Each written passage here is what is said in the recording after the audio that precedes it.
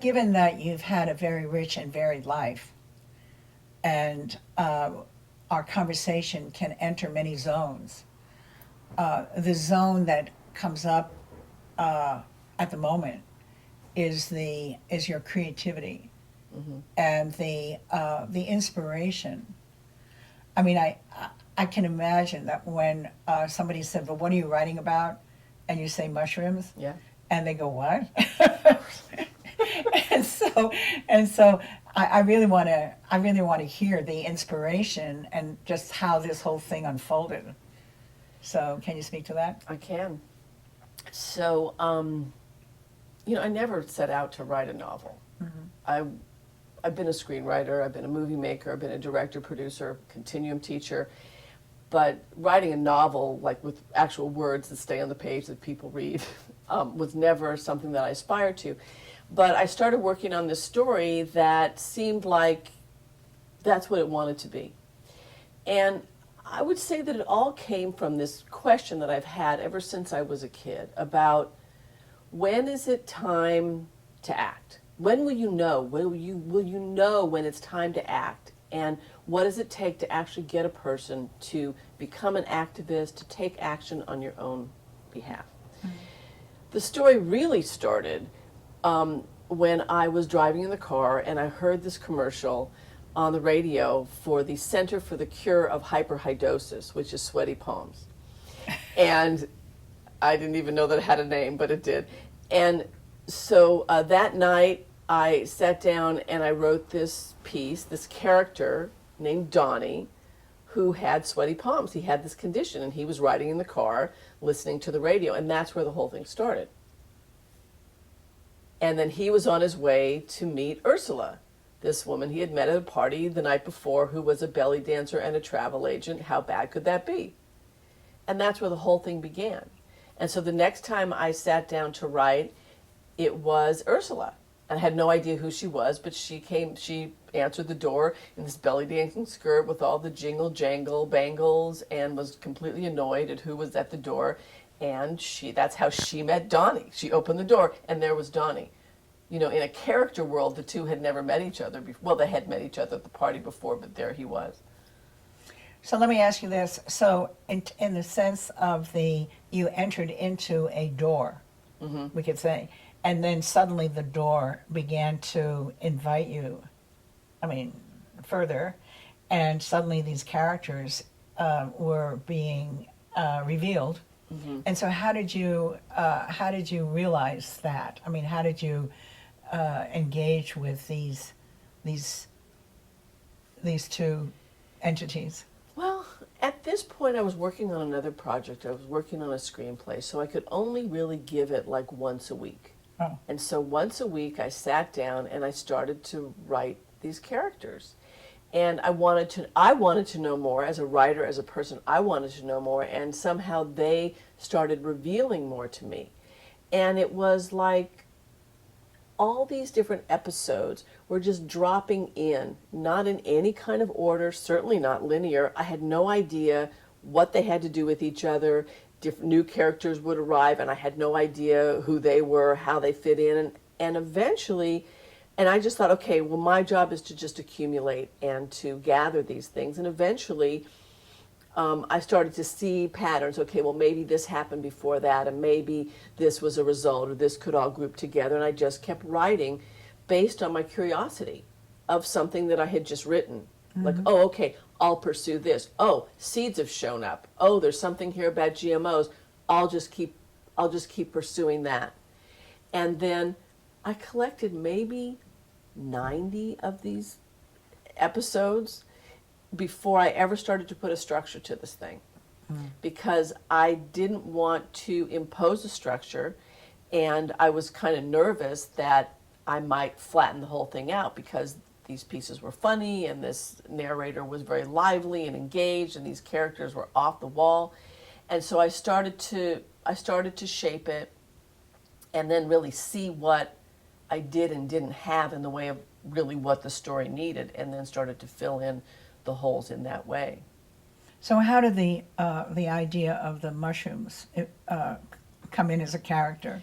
Well, they started as part of Ursula's character. Ursula was cultivating these kombucha mushrooms, and really it was that she was at the bottom of the pyramid. Someone who she admired, her teacher, had given her one, and these things duplicate.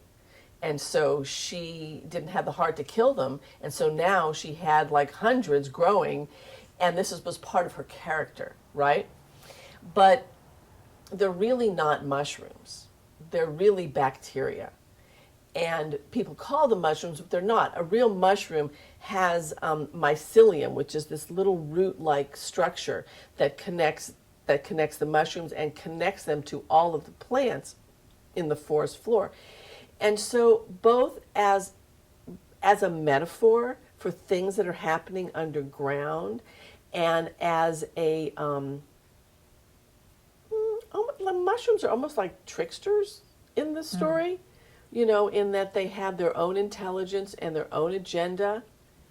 And this mycelial network connects all of plant life.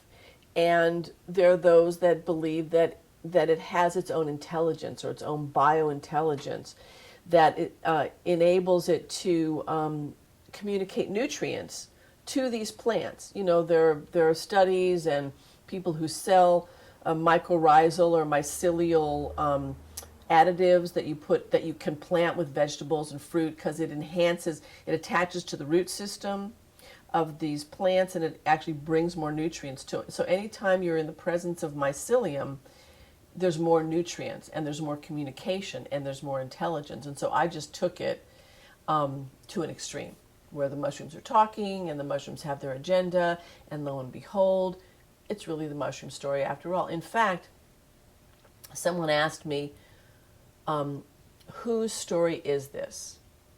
Which is a very different question than who is the story about. Who is the story about is Donnie and Ursula. Whose story is it? Meaning, who wants to tell the story? And I thought, this is the mushroom story. It's the mushrooms that want to tell this story, that want the story to be told. It is the mushrooms that are really the true hero of Donnie and Ursula Save the World.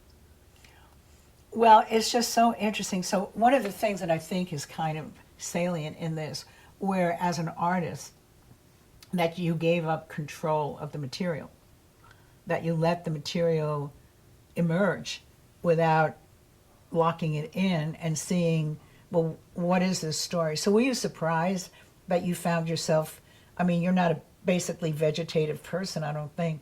So were you surprised at how this began to emerge? Constantly surprised and delighted, and because it would take itself where it wanted to go. When I was working on an individual episode, or when I was finding the connection of, because this story banks and turns and goes up and down and all around. It's a wild ride. And it's a wild ride because it's the ride it wanted to go on. It's a wild ride because I almost, once I started to structure it, I almost could see threads, like each character had their own thread, and it was a weaving. And it was, so the structure is a weaving, and it's a counterpoint, and it's very cinematically structured because that's what I know, movies. But it just goes in. Many of these things I could not have thought of myself, because who could think of such things? But also to give myself the license to take things to their extreme. So the mushrooms and their agenda to get moved around the world. The extreme of the plot of Agrinew, the agribusiness giant, to own all the seas of the world. We see that it is a parallel to some things that are going on in our world, but hopefully not as bad as where the plot takes it. And Ursula, who, poor thing, has never had an orgasm, and so she's not inhabited at all in her body or in her pelvic bowl. When she does, the energy, the undulation, the magnetism that builds up, is able to build up in her pelvis, now becomes a magnet for foreign objects and for metal objects. Donnie, who needs to come into his heart and as he does through his own bravery, can fly. He can fly. And so, in a way, I just took the things that were already happening and just let them play out into their extreme, to let them go. And that's funny. Well, is that the first time you ever did that? Let things go that far? Yeah, probably. And second to that, do you feel that you were being taught by the mushrooms? I feel like I was being taught by the mushrooms. Of course. And can you speak to that at all?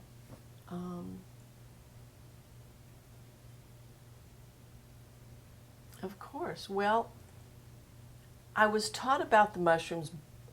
I was taught by the mushrooms, about their nature, about mycelium, about the importance of mycelium to the whole ecology. So I learned all about that, and a lot of people don't know about this, and so it makes me happy to be able to share that with people and tell them all about mycelium. But even more than that, I feel that the mushrooms kept telling me, this is our story. This is our story. And so when I would have challenges, when I couldn't figure something out, I kept going back to, this is the mushroom story. What is it they want? What is it they want? And to let myself be in service, right? To let myself be in service to the characters, to the story, to the impulses in the story was just like Ursula. Ursula says she's in service to the mushrooms. At first she's in service to the kombucha mushrooms, and then she's in service to the real mushrooms. When we're lucky as artists, we are serving a larger God, a larger story, something that is, I really do believe that stories find us. Yeah. That they choose us. Mm-hmm. And if we don't respond, they will keep knocking at the door until you do. They will make your life miserable until you go, okay, I'll let this story come through. Mm-hmm. And in a way, stories choose you because you are the absolute unique person to be able to tell that story, because of your circumstance, because of your connections, because of your own unique experiences and mentality. The story chooses you, and then it's up to you to serve it. Okay, so if we were to step back and look at you, you're a screenwriter, you have various capabilities, you're a mom, you're taking care of a household, etc. And then the whisper starts, so what do you think, or is it even possible to know, what drew them to you? What drew them to me? I do have a unique way of looking at things. Mm-hmm. I do have a mind that goes in a lot of different directions. And in part, that was trained in Continuum. Mm-hmm. Just the idea of hanging upside down and going into all these different positions constantly taught me how to look at something from different positions, literally. Mm-hmm. Look at it this way, look at it that way, look at it this way, look at it this way. I have an ability to see things from a lot of different sides, including story and character. I've been involved for the last 7 years with a charitable foundation that is funding things having to do with relationships to nature. So looking at whole systems, and we're funding climate change, we're funding creative arts, we're funding holistic health and healing, all under this umbrella of relationship to nature. So that is very much my orientation about what is our relationship to nature, what is our place in this whole world. And so I also have written a lot of romantic comedies. I think a lot about men and women and romance and the foibles of it, and I love talking about the actual chemical and biological underpinnings of romance. In a way, I've written several pieces that have several works that have had that at its center, whether it was obvious or not. That people may think that they're attracted and in love because they think it's their unique will, it's, that they have free will, but really it's just their hormones, or really it's just their species nature to do it. I wrote this TV movie called Real Love, and in the original version, the guy's challenging her and saying, well, you may think you came back here to help she comes back to her small town where she was born. And he says, well, you may think you've come back here to help your father, but really you just came back to spawn. You can't help it. It's the waters that brought you back. Wow. And so it's the same idea in Donnie and Ursula. It's all full of these ideas about, well, they may think they have free will, but really maybe their romance was orchestrated by the mushrooms so that the mushrooms could be transported around the world. We don't know. But I'm willing to ask those kinds of questions. Okay, it seems to me that being a mother, running a household, and you have a teenage daughter, I mean, that's a lot by itself. So how do you manage your life? I mean, how does that work exactly? Well, the book is published under Passing for Normal Press. Yes. And you were the one who gave me that name, Passing for Normal. We were in class, we were doing something, and you looked at me and you just went, you're just passing for normal. And it stuck, because it's true. Yes, I have this, mom life, family life. I was raised on the west side of Los Angeles, nice Jewish girl, can do business, have these various skills that are very functional in the world, and yet where I really live, the core of me is as an artist, is as an engaged, biofluid, engaged imagination, artistic being that's so beyond any of the confines of these definitions, these categories. So how do I manage? I don't know. So I'm not well. I'm often overwhelmed. Writing this book took a lot of me. It asks a lot of me. When you really are involved in a creative project and you really give yourself over to the entities that are guiding that project, they ask a lot. Well, can you speak a little bit about those entities? Those entities. So, here we're talking about the mushrooms. We're talking about the mushrooms, we're talking about the characters of Donnie and Ursula. And, so I say you could choose to ignore them, but you really can't because, so you hear the voices, right? You hear the voices of the characters, you hear the voices of the mushrooms. It's like the fire of the story starts coming through, and you don't want to lose track of the stream, and you get excited. That's part of how it courts you, right?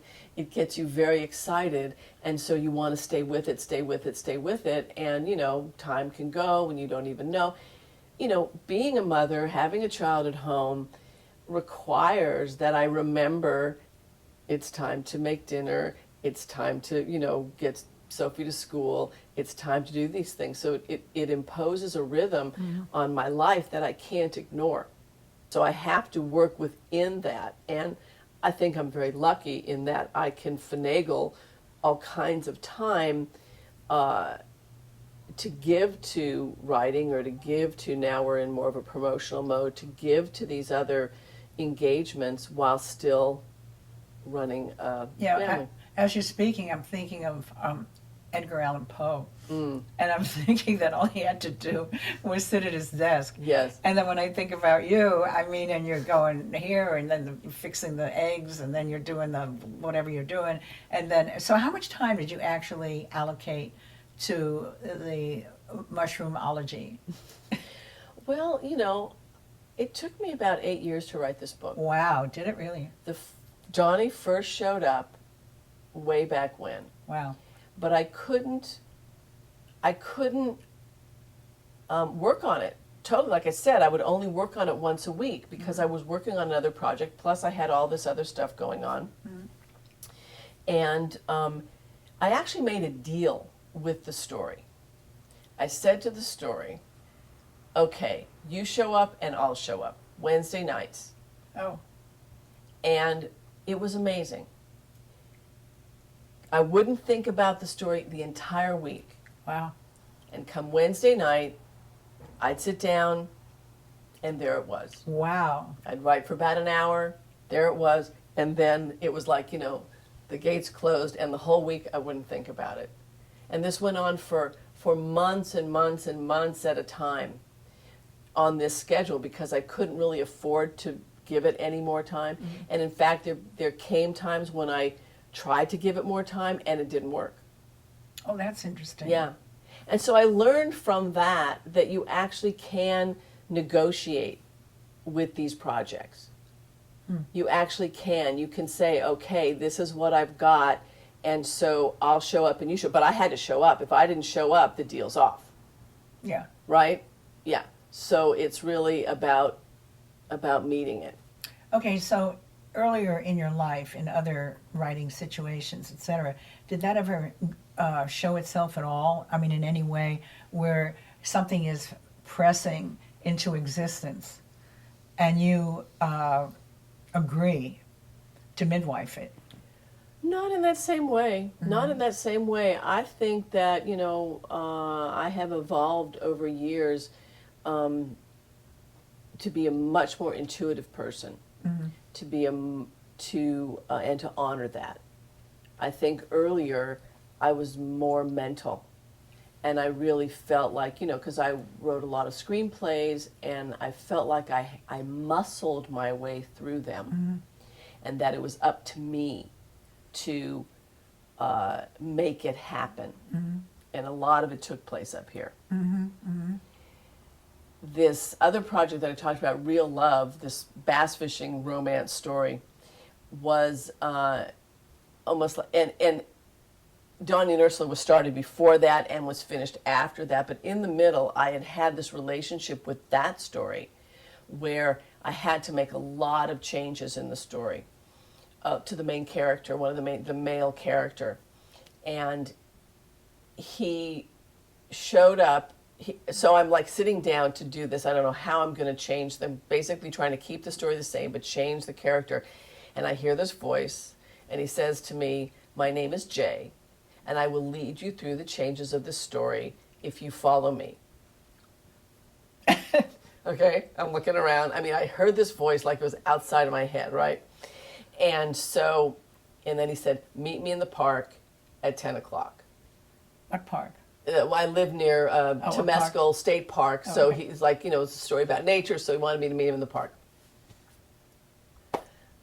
Okay, so I grab a notebook, and I go to the park, and I find a nice place to sit by this creek, and I sit down, and he says, "It's 10:15. You were late? He says, "When I say 10, I mean 10. And get that goddamn pink cover off that notebook. I am not going to be speaking into any goddamn pink notebook." I had a pink cover on the notebook, so I ripped off the thing, and he proceeded to talk to me for hours about his character, telling me things I had no possible way of knowing. And he just kept saying to me, "Follow me, and I will lead you through the steps of this story." It was wild, because I'm like supposed to trust this voice that's like hanging out here. But when I did, it worked. And I watched, it was as if I could watch the character walking through the story. And as he would walk through existing scenes, it was almost like where he stepped, the ground would ripple and change. And all the characters who are now interacting with a different character also had to change. And so I'm going along, and this guy is pretty tough, and he's talking to me pretty tough. You know, he's not like mincing words with the character that he's interacting with or with me directly. It was the first time that a character actually turned around to talk to me. Before they would talk to each other, but now he's turning around to talk to me. And so, you know, there was this really complicated scene where there's all sorts of boats exploding and things happening and all this action. So I said, okay, I need to do this because it's really complicated. And he's like, okay. So 3 weeks go by, I get nothing. There's no ideas, nothing's going on. He's like, okay, you ready to follow me now? Wow. So I said, okay. And sure enough, he led me through the different things. So this is where I learned, this was like an amazing teaching ground for me about what the relationship or the magical relationship to character can be. And so much that I really missed.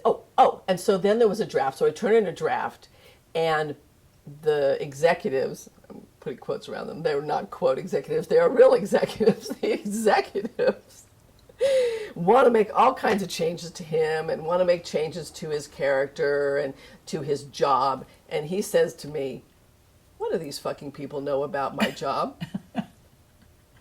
And he refused to do it. He refused to let these changes be made. And so I had to work really hard to figure out how to do what they wanted and what he would want. And when I did, he literally said, now you're talking, I'm back in. And jumped back into the story and helped guide. When I say, you know, I could have done it without him if I had to, but it was more of that muscling through that I'm talking about. You know, this way he said, I'm on board and I'm in. And there it goes. So where was this in the chronology? Where? Well, I started the Queen of Sheba. I mean, that was what that had been called. I started Donnie and Ursula probably like 2003 was the first time it showed up. This was many years later and begun and finished before Donnie and Ursula. I would say the last 3 years is when I really, really got Donnie and Ursula in its form to be birthed as a book, really concentratedly working on it all along. But so now I have this understanding about characters, that they really are entities, that they really do exist, that they not only talk to each other, but they will talk to me, and I can talk to them. I think I've shared with you that I also, when I write a story, I have a committee. And it's a self-selected committee. And who puts themselves on the committee are characters from the story, helpful people in my world who might be writers or know something about the subject, and also people who've passed on and are no longer living and are talking in spirit. And I say, okay, who wants to come on this committee and who wants to help me with this story? And characters start popping up. So, in the case of Donnie and Ursula, Donnie showed up, Ursula showed up, Shira showed up, Earth showed up. Someone who I'm good friends with, who's living, who's a writer, and someone else who is no longer living, who was a very supportive person of me. And this is the committee. And so sometimes I will just, as a way to get into figuring out a problem, I'll put it to the committee and I'll say, okay, how is this going to end?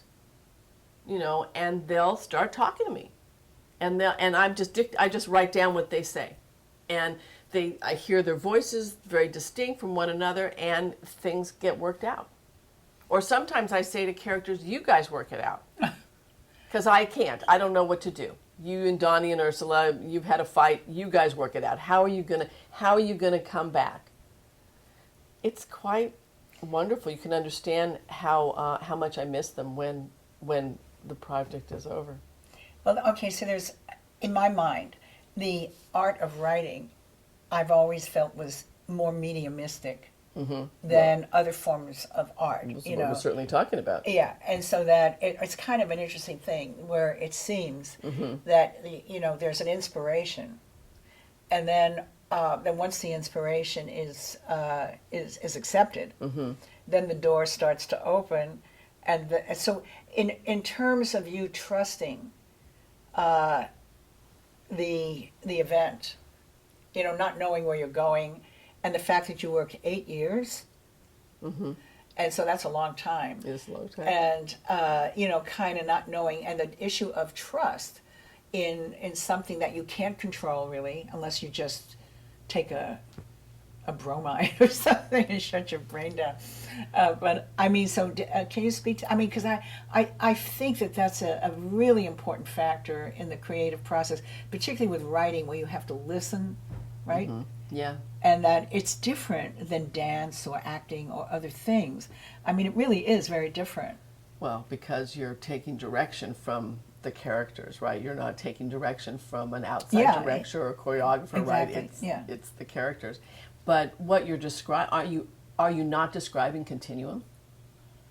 When we're talking about trusting, going into the unknown waters and tracking it and listening, right? I mean, this is my training ground. Being able to enter from anywhere, right? We can enter from anywhere, and being able to follow and track where it's going in sensation. When I'm writing, because of how I am oriented and because of how I am trained in Continuum, I'm tracking a physical sensation that accompanies whatever it is I'm hearing. And sometimes when I'm writing, I'm literally moving my body as I'm moving through the passage of action that's going on, or I feel it. I feel like, okay, this is happening over here, now that needs to be happening over there, and I feel it in my body, in my physicality, and I actually play it out in here. Like I'm looking for a sentence, I'm looking for the paragraph, and I'm playing it out in here, and then it forms into words. Yeah, I think that's very well put because when you're describing this, it's not heady. It's it's not sitting up here someplace, but the articulation of it, then expresses itself in surprising ways. Yes. It's very interesting what you're saying, because if you were to be in a movement process that was very predictable, it would flatten out your creative process. I mean, that I can absolutely assure you. Yeah. It would. Yeah. But the fact is that, you're able to go with what the urges and surges are, begin to demonstrate themselves on the page, it seems to me. Yes. And so one of the big differences is that, to be able to go with all of these unexpected explorations, but then there comes a time when craft gets involved. Yeah. When my years as a screenwriter, when, the experience that I've had as a writer comes into play to bring structure and bring flow and, God forbid, grammar, to it. But what's conveyed, where it started, the origins and the well that it's drawing from is this movement, exploration, this unexpected, this coming in from anywhere, everywhere. Some of the things that people really like about this book is that it's very unexpected. They say, I have no idea where the story's going. Right. But you see, as you're speaking, I'm feeling into you, and I'm feeling like sometimes a gesture, it's like you go through a portal. Whereas if you're sitting like this very politely, you're not going through a portal. You're in your, you're here. So it doesn't have the surprise, but I'm curious to know that since you wrote the book, like, can you describe what you're inhabiting or you gave birth to something now. Well, so it's really interesting because after the actual birthing of the material and the willingness to bring it forward comes the whole area of putting it forward and putting myself forward and being seen and being received and letting people know. These are all issues that I've carried my whole life. Look at me, don't look at me, right? Look at me, don't look at me. And, when we worked on my piece, my one-woman show, there was all that look at me, don't look at me issues in that piece, right? Yeah. And so there was a whole other arena of waves to ride about exposure. Now, people ask me, are you Ursula? And I say, really, I would say that any writer is all of their characters. Some aspect of all of their characters is the writer. So am I Ursula? I have had orgasms, so I'm not like her in that way. But I am like her in that conflict about wanting to be anonymous and not wanting to be anonymous. And about, the fear of what happens, what are the consequences of taking an action. That impulse that she gets drawn to or forced into about becoming an activist on behalf of the seeds and on behalf of Mother Earth, that's me. That impulse that's pulling her, that was pulling me. This book is my activism. Mm-hmm. This book is absolutely my activism in saying, an example, I could do it, you could do it. Mm-hmm. In whatever arena it is that you want to do something, you can do it. You can be brave, but it takes bravery. Mm-hmm. And so all the promotion and all the, it's all been a struggle for me. And I've grown from each one. And I've been so supported and so accompanied by incredibly talented, brave people, like-minded, to get this book out, because there are messages in this book. It's not just a fun ride. There are messages in this book about what it does take to be brave, and that you can do it, and that there are some big issues involving our food out there that need to be looked at, and everyone needs to wake up. I mean, really, the message of the book is wake up. And in Ursula's case, her sexual awakening leads to a political awakening, leads to a personal awakening, and it's because she becomes completely embodied. Okay, so if we're going to retrace some steps here, the issue of trusting. Mm-hmm. In other words, here you are, fixing soup for your daughter and taking care of her temperature rising, whatever it is, and the trust of something that is, in a way, seizing you, Mm-hmm. and of allowing yourself to be seized.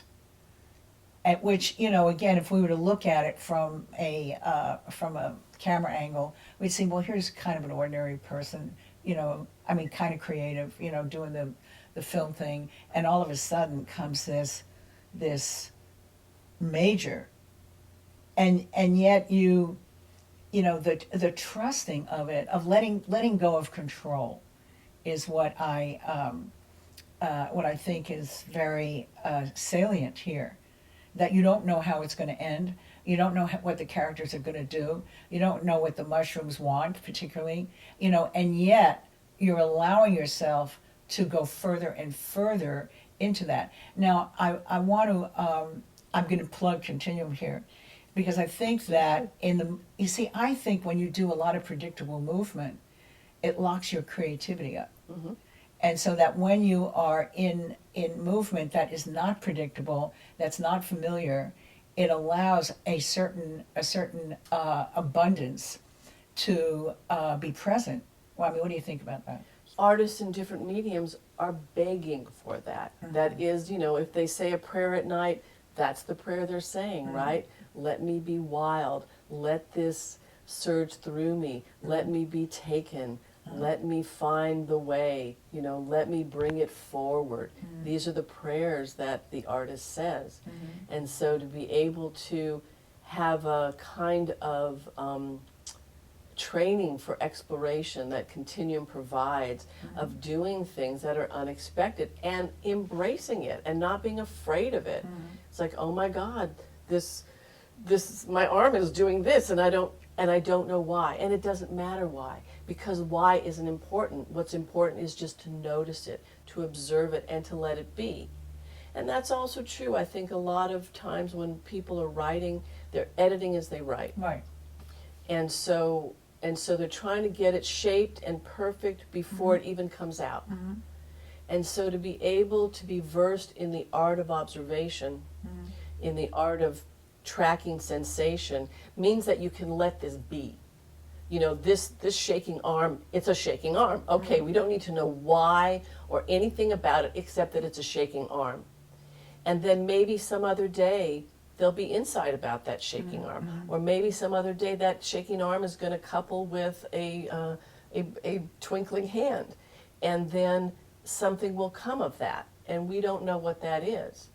But certainly for me, Continuum has taught me how to wait, listen, look, stay with it, track it, stay the course, and see what emerges. Right. Like as you're speaking, I'm feeling into the unpredictability. And I do feel that, in other words, allowing unpredictability, where you don't, which is what a creative burst is, and of being able to trust that.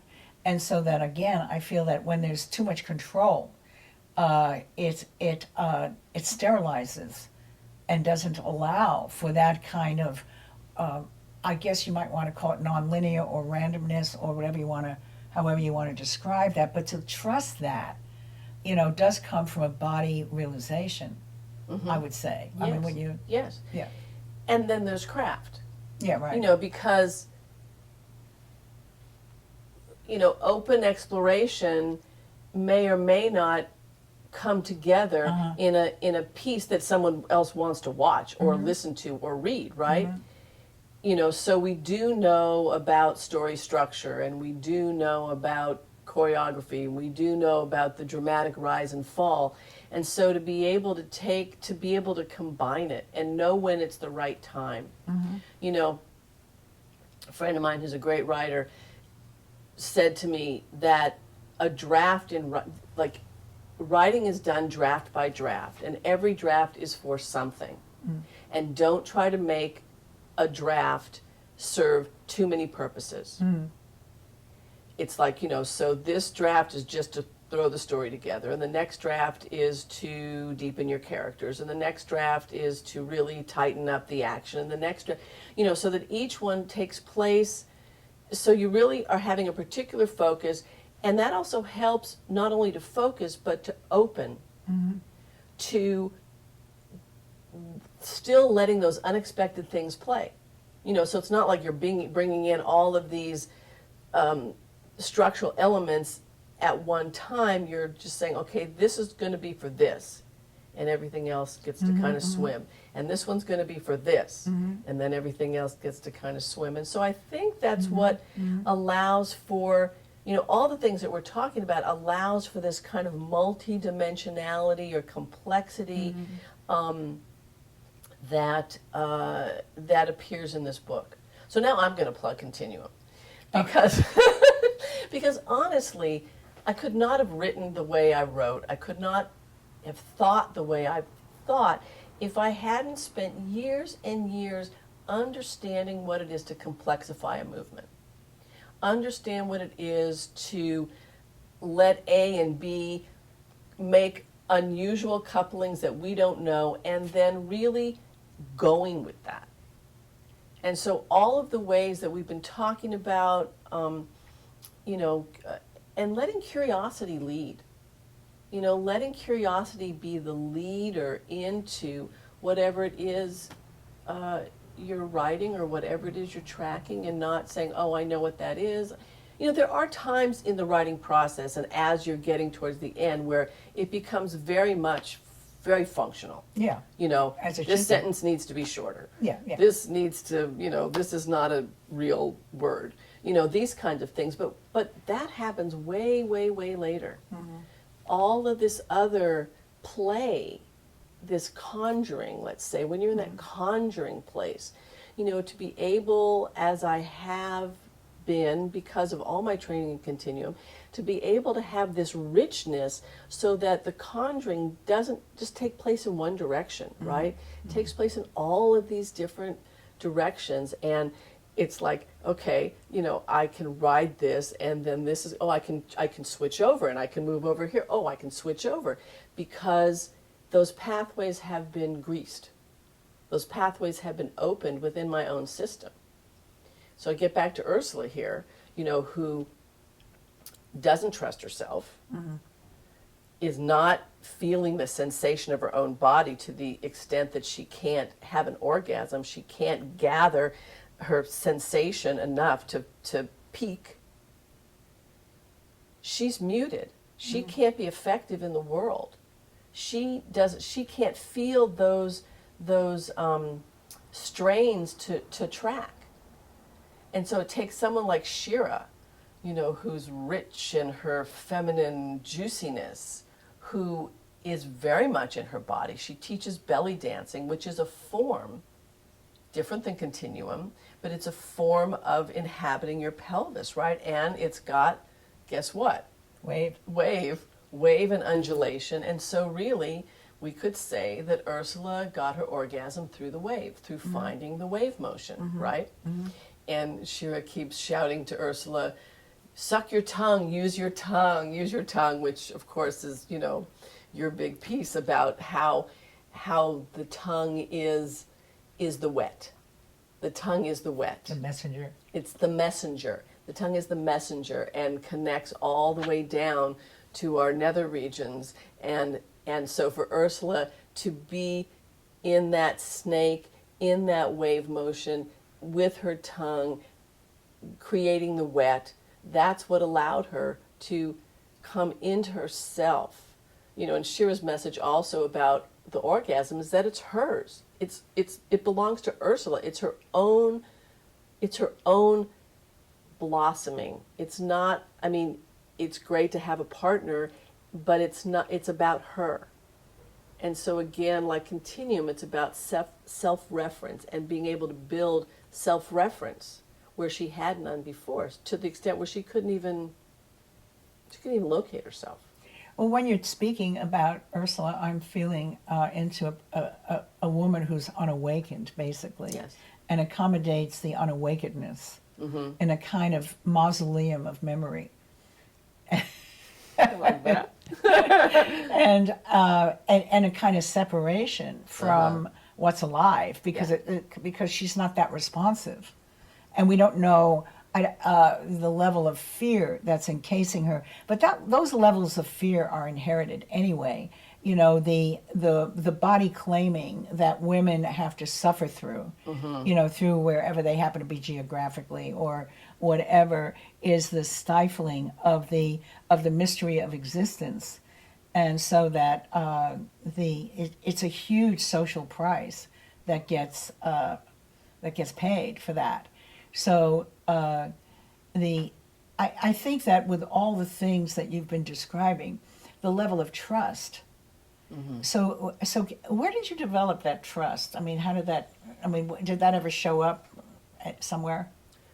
Well, I've worked at it really hard because I feel that I was not raised to trust myself. And well, is anybody? Don't you have to conform to I think most people, yes, but I'm speaking about myself. Right. I was not raised to trust. And so the idea of trusting oneself and where that comes from, and I remember being 26 years old, being on the phone with my sister and saying to her in a phone conversation, I know there's another voice. I know there's another voice. I would like to be able to hear that intuitive voice as loud as I hear my mental voice. Wow. And it took me all these years, it's taken me all these years and all sorts of explorations to be able to really find that. And certainly writing the book, being willing to bring it forward, and now bringing it out challenges my trust all the time. But it feels like as I keep moving forward, whatever ground I've gained, I don't go back. So once I swim through that wave that I feel like is coming crashing, even though there's another one waiting, I'm not going back. It's not pushing me back. And so if we think about all that's available in the world to support us, both seen and unseen, if you have enough experience of trusting and it goes well, then there's no reason not to continue to trust that. And when that challenge to trust comes up,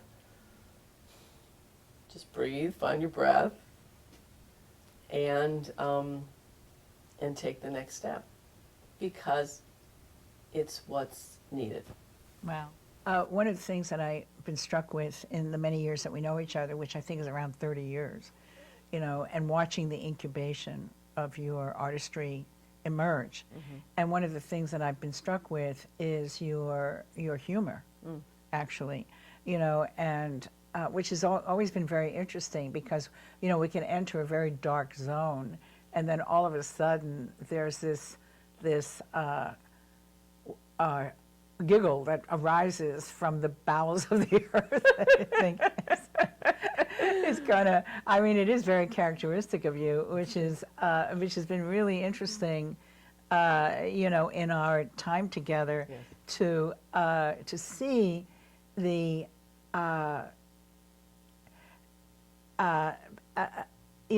how it offsets any kind of weight or heaviness, but it doesn't adulterate it. Mm-hmm. It just gives it another color, and so it's very alive in you in that way, which makes it really. And we see it in Donnie and Ursula, in how they're dancing together, and Shira and all that. So it's you don't expect that. And then you get the mushroom thing, and the chorus of mushrooms, doing what they're doing. So it's really, these are very wonderful colors that you're able to bring in, and kind of off. It brings it's not exactly a lightness, because it doesn't dilute or adulterate at all, but it gives it an interesting tone that particularly Donnie and his struggle, to be real, and it's just, it's very, so, you could have stopped there with that relationship. In other words, that could have been the thing, the mushrooms didn't, when I say the mushroom, and I do this, it's like they're singing to you. They're going, come along. Kind of like that. So. Well, it's the way I am. Yeah, it is the way I am. Yeah. And as a writer, I've come to really play with it. Yeah. I feel like part of my style is to engage with humor and then start to take you down. Yeah. So that, we're in more serious territory. Or, in the case of this book, I felt like there are serious things here, but it's a whole lot easier to talk about serious things when you're laughing. That's true. And in fact, when people are laughing, their mouths are open, and the message just slides down really easily. Yeah. It's part of that texture that we're talking about, that ability to have counterpoint, that ability, you're not in one note Nancy, as they say, because there's all this, I have access to all this texture, and I do see things as funny as at the same time as tragic. And fortunately, I have enough good sense to know when to keep my mouth shut. But oftentimes, in a very serious situation, I'm also seeing the humor of it, which I think comes from the ability to, as I said before, see things from different perspectives, hold the bigger picture. Emmerth is holding the biggest picture in this story. And she's got a big sense of humor, because when you do have the overview, or when you can bring people out into the overview, they can see something, they have more room to move, there's more relief than when they're completely stuck in it. I don't know that you're doing anyone a favor to keep people in there, if you're trying to provide insight and a way out. Well, don't go digging in that hole. Right. Come out. Yeah. But also, I think that the issue of the forbidden territory of Eros, being woven into the fabric of this story, yes, which is kind of tricky territory, very tricky territory. Yeah, and you really managed it very well without offending the entire world, so. And I had a lot of concerns about it, but it's it is what underlies the story. This story, the premise of this story really is that Eros, and as we talk about it, that enlivening principle is what underlies all human behavior and is the motivation.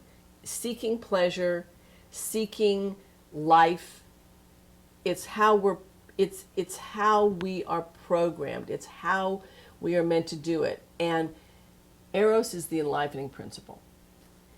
And it's what juices us up, and seeking pleasure is pleasurable. It's like, in Continuum, we talk about don't do things, don't follow the pain, which is very habitual for people to come in, they track their body, they see what's going on, what do they talk about? What hurts. No, what's pleasure? To allow pleasure. Of all the subversive ideas in this book, I think the most subversive one is the idea that you can allow pleasure. And that pleasure isn't necessarily sex. It can be, but it's much bigger than that. In this story, the seeds have Eros. Anything that grows, anything that's fecund, the mushrooms have Eros. Everyone, it's all this carriers of Eros, of this life force, of what makes, Eros causes things to draw towards one another. There's an attraction in Eros. There's an aliveness, and that's the whole premise of the book. The fun part, it's playful to turn that conversation about Eros into sex, because people really respond to sex. But we know, I know, that the whole topic of Eros is much larger than that. Mm-hmm. And this book is talking about that in a lot of different forms. Well, it's very interesting too. Like, in terms of reading the book, it's like a courtship. It begins with a kind of seduction. Mm-hmm. Like, we think it's about Donnie and Ursula at first, which it is, in yes. a certain way, and and we're drawn in through the dichotomy of their relationship and all their issues and this and that, and then we're you lead us into this forest of ancient memories and ancient calls, and the juxtaposition of the relationship of Ursula and Donnie, in erotic terms, and then the call of the mushrooms, it's not that different. Because there's, what opens the secret to anything is a kind of love. That you really love something, and so it speaks to you in a different way. So, which is also Eros. Yes. We don't think of it that way, but it actually is. Because what ggets revealed. What gets ignited. That's right. What gets revealed and what gets ignited. And, when we're talking about bravery, Eros is the fire that can burn through fear. If fear is what arrests us and keeps us from being able to take action at all, Eros, in whatever form it comes in, passion, attraction, is the fire that's going to burn through that to allow someone to go beyond themselves, to jump off a cliff, whether it's, for love, or whether it's for another person, or whether it's for a big cause. That's what it is. What heats us up, what gets us excited, what gets us out of our fears. Yeah. Yeah. Yeah. Bigger than that. Yeah. Bigger than that. Yeah. So, when I look at the process, having the privilege of knowing you for so many years, of seeing, these different stages of being able to offer yourself without the inhibitor chewing away at your skin. Yeah. So that's been most impressive. And I would hope that would be also an example in some way for other women to be able to receive the courage that it took and the fact that you allowed that to happen. And it is courageous. And this whole project is courageous. That you're becoming the spokesperson for the mushrooms and for saving the world. Really, that is what it is. Yeah. Yeah, you really, it's going to be very interesting to see how this is going to fly, So anyway, kudos to you. Thank you. Yeah. All gratitude to you.